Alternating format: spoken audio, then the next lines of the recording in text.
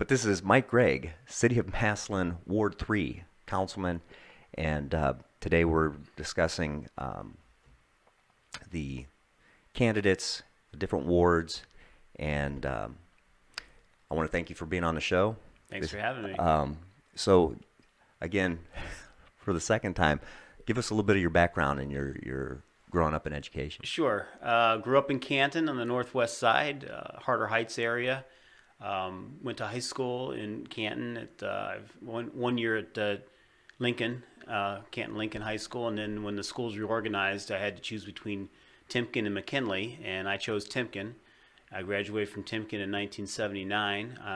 When I ran my first campaign, one of the things I would tell people when I was going door to door is that I grew up in Canton and went to Canton Timpkin, so I hate McKinley as much as you do. So, and most people identified with that, but I didn't really hate McKinley. I had a lot of good friends that went to McKinley, and Sure.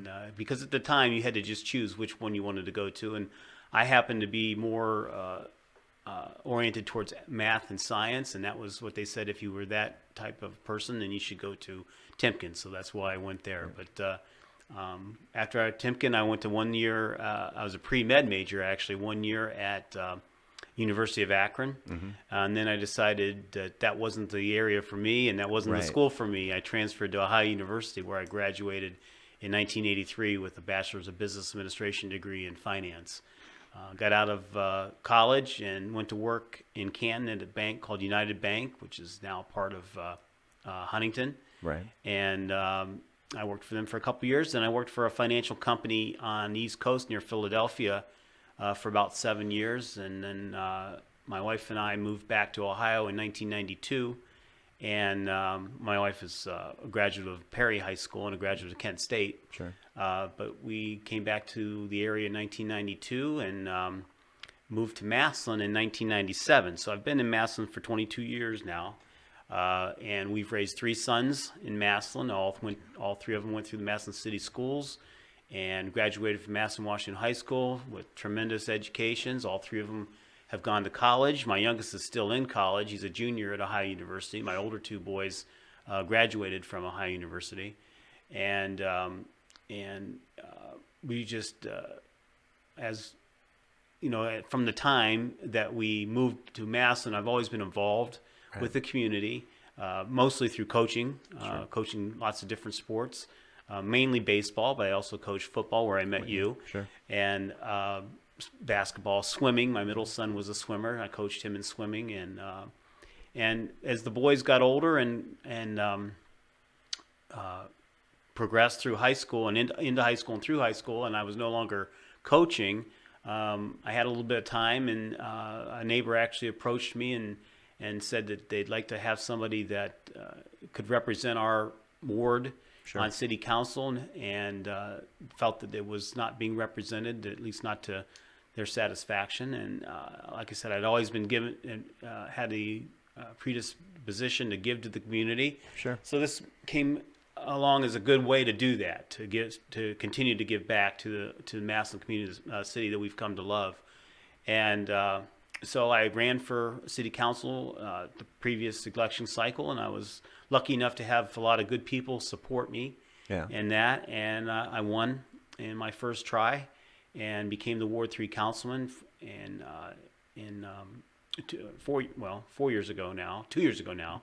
And now through the latest election cycle, I was unopposed. Sure. So I've got 2 more years.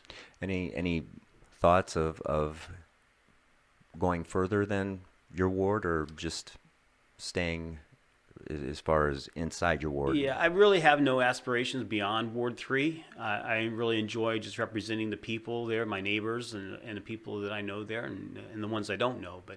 But I really don't feel that at this point, I don't see any reason to go beyond that. I'm enjoying what I'm doing. I really enjoy having a voice on council and providing a voice for our ward.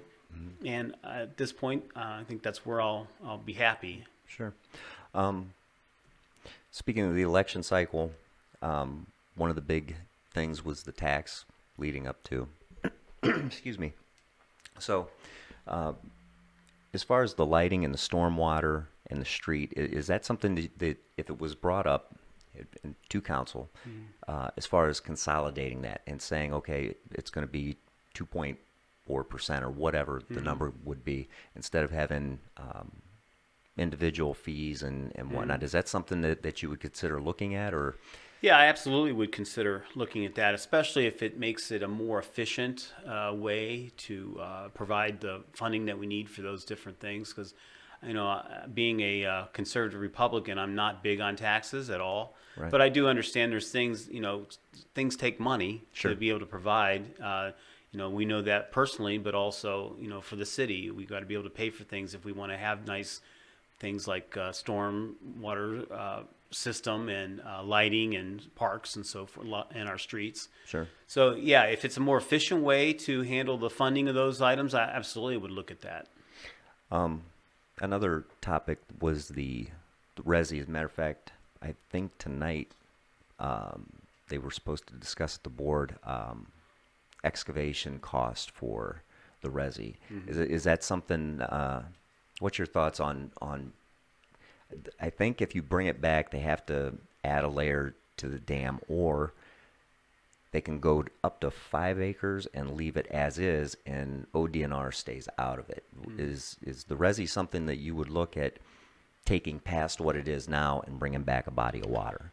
Yeah, the Resi has always been, and especially when I was running the first time, a very hot topic, especially for my ward, because it's right on the border of Ward 3, between Ward 3 and Ward 1. And I understand people like to have the Resi back the way it was, and I'm not opposed to that at all, but people have to understand that would cost money. Sure. First of all, I would not be in favor of anything that brings ODNR back into our into our business. I think we need to, the less state agencies and government entities Alphabet in general soups. that we can keep out of it, we need to do that. So no, I would not be in favor of if we add a layer back on and bring us back under their jurisdiction. I would not be in favor of that. Sure. If we can find a way to provide, a smaller reservoir behind what's the current dam, I'm all for that. Again, that's going to take some money that we'd have to find funding for.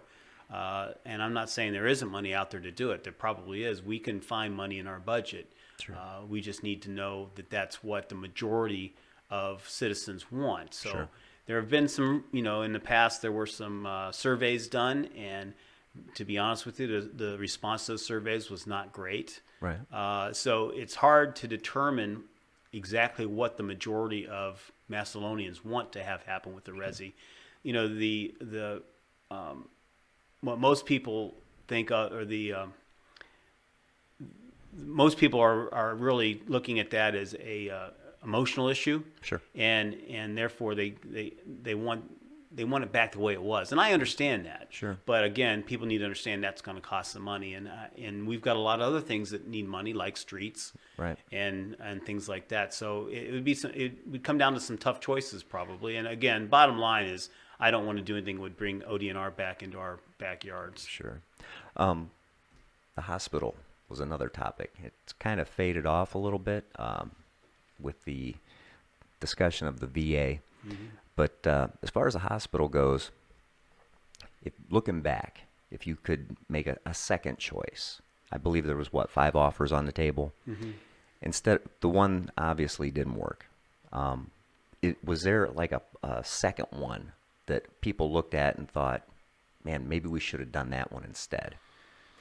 Well, really, the one that we have now was basically a version of our second choice, was have Altman involved. Okay. Now the Altman offer and Altman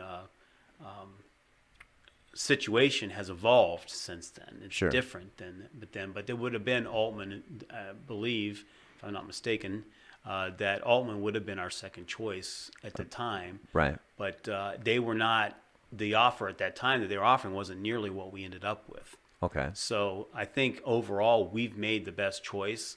I definitely feel that as a city council, knowing what we knew at the time, right, we made the best choice to take over and preserve at least the possibility Right. of an entity taking over a hospital. And of course, everybody at the time wanted another hospital. Sure. But that just wasn't going to be what was going to happen. The market isn't that way, Right. and the current healthcare climate just isn't that way. Right. I think what we're ending up with is more what modern healthcare looks like now, Right. with more diversified, services being provided in different places and not all in one big brick and mortar hospital. Sure. So I'm extremely hopeful and optimistic about our chances with the VA taking over Sure. the building. And I think if they do, and there's no reason to think that they won't. We've crossed every hurdle so far that we've come across that. Now we don't have a final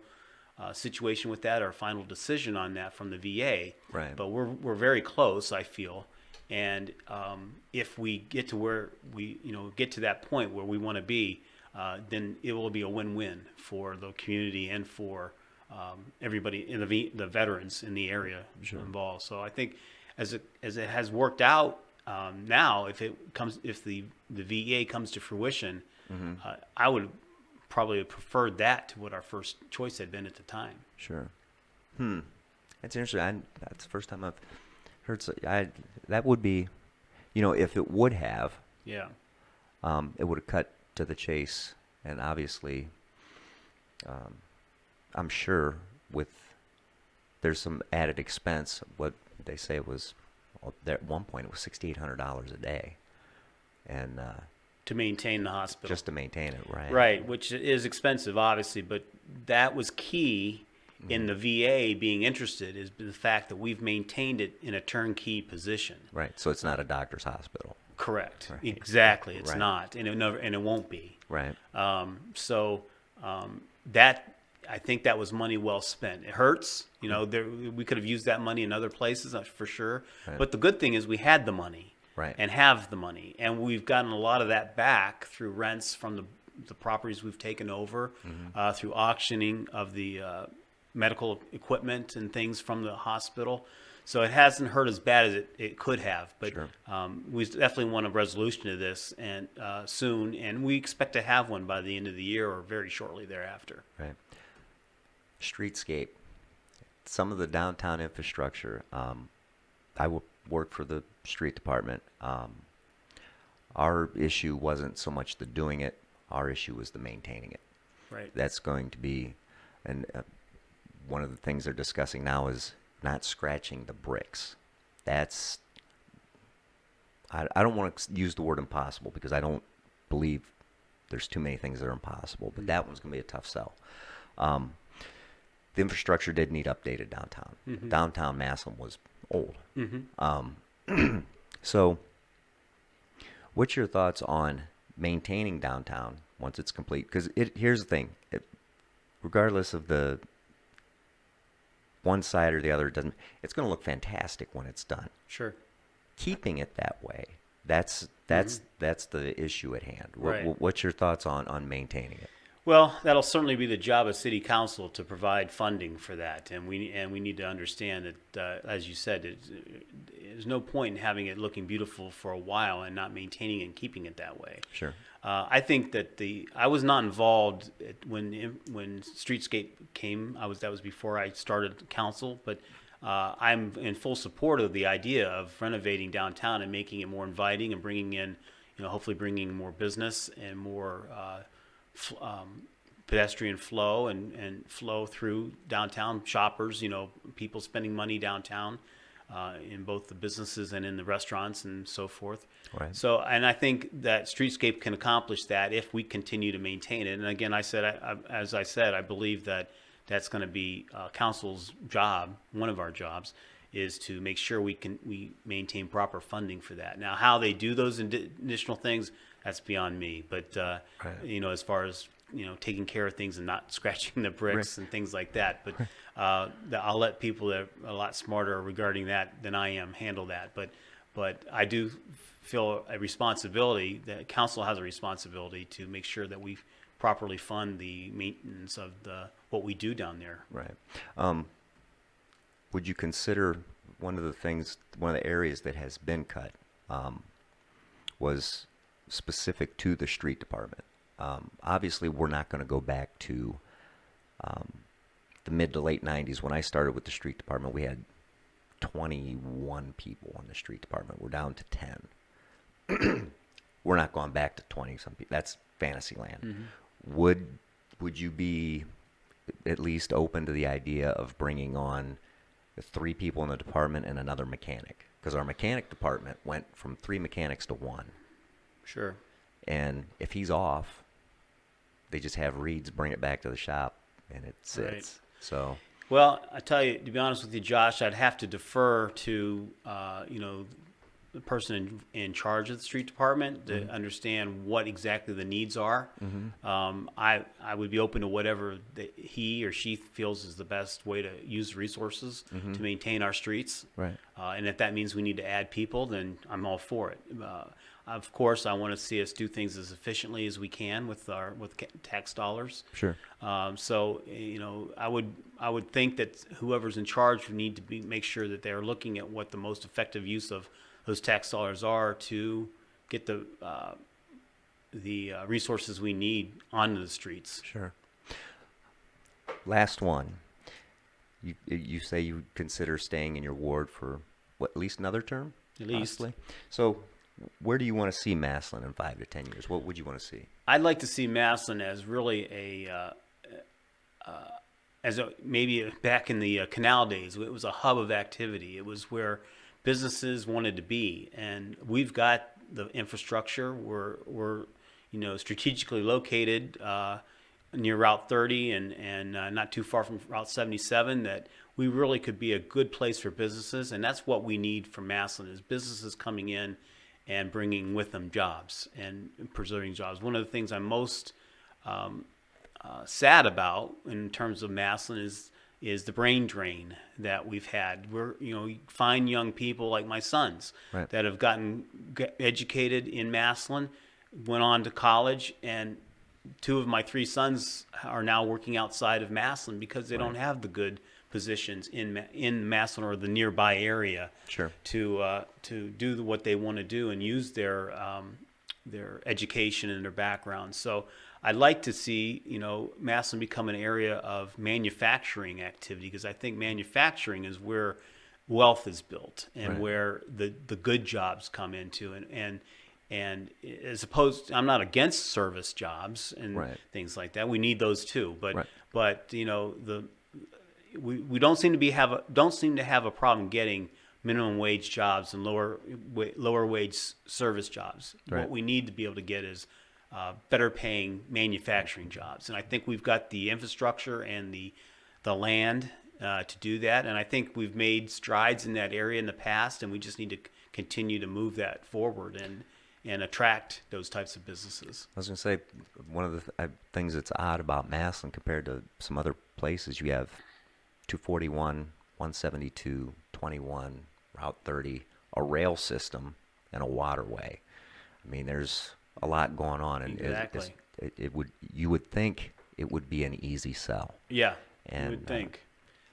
And I think it could be. I think that's something that our administration needs to do a better job of, is marketing Massillon Right. to businesses and to companies that might want to look to locate here. I mean, they're just now in the Columbus area build a new Amazon hub. Sure. Why couldn't that be in Massillon? Sure. And nearby, and there will be others like that in the future. Why can't we get one of those? Right. So I think that's something, again, that's going to come down to our Massillon marketing itself, and our administration and our economic development people Right. marketing Massillon to those types of people that can make those decisions and bring those jobs and those businesses here. Right.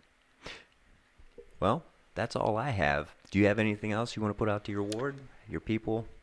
I just want to say, I thank you for another 2 years on City Council, and I appreciate it. I am, as I mentioned before, very happy and thankful to be representing Ward 3 in City Council. And if anybody in my ward or anybody in the city of Massillon has concerns or issues, they can contact me. My email address is on the city of Massillon website.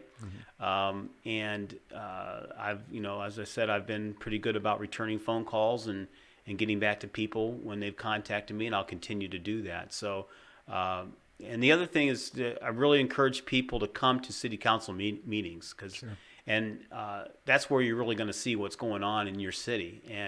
And we give time for individuals to speak at all of our meetings, not just the first and the third Mondays. We meet first and third are the regular city council meetings where we pass legislation. Sure. The second and last Mondays are what we call work sessions, where we talk about potential legislation. Sure. And so people can come to any of those meetings, and there's time for individuals, for the public to speak at those meetings. And that's, and we listen to people at that time. And then sometimes after those meetings, you can get in touch with, or you can, hook up with a particular member of city council and talk to them about specific concerns that you have. So, Right. that's the way to get involved, is to come to those meetings and see what's going on. Sure.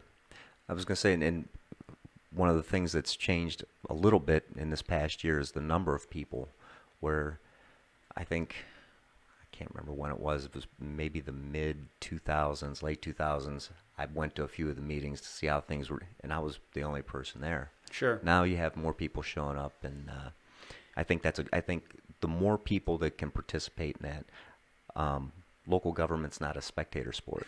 I mean, everybody can be involved. That's right. So, Yeah, when I was running for council the first time, I was coming to the meetings to get acquainted with what was going on, and I was, at that time, that was just a few years ago, I was one of the only people there most of the time. There was maybe 3 or 4 people, and I'd say lately there, and a lot of it has to do with the issues that are going on at the current time. But Right. but there are, in general, a lot more people attending meetings. But we can use more. The seats haven't been packed very very often. A couple times when we were talking about the hospital, they Right. were. But Sure. but in general, there's lots of room for people to come in and get involved.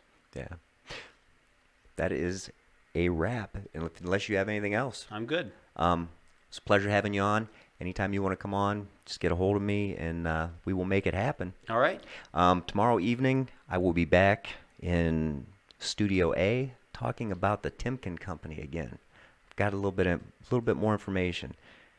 Until then, stay sharp, keep a tight shot, group, and rock on.